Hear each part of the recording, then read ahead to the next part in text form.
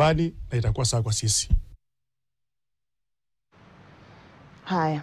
Tume ya maadili na kupambana na ufisadi nchini EACC kupitia afisi ya kanda ya Magharibi imemtaka msimamizi wa usajili wa ardhi wa Busia Collins Ayela imemkamata Collins Ayela baada ya madai ya kupokea rushwa ya shilingi 10,000 kutoka kwa mlalamishi, na akisema kwamba hati miliki ya ardhi aliyokuwa anatarajia kupata ilikuwa imezuiliwa akisubiri kupata hela hizo.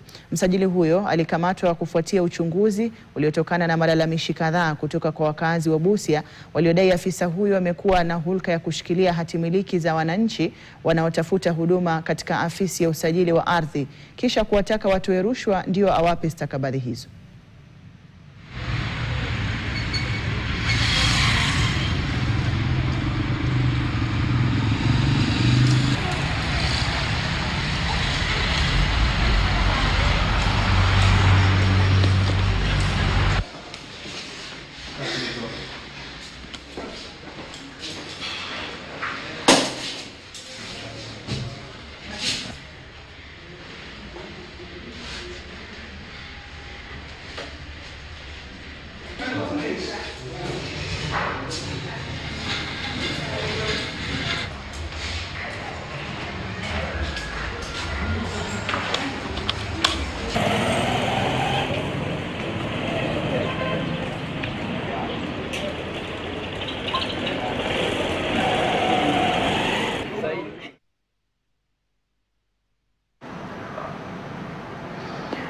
Pato la kitaifa linatarajiwa kuongezeka kufuatia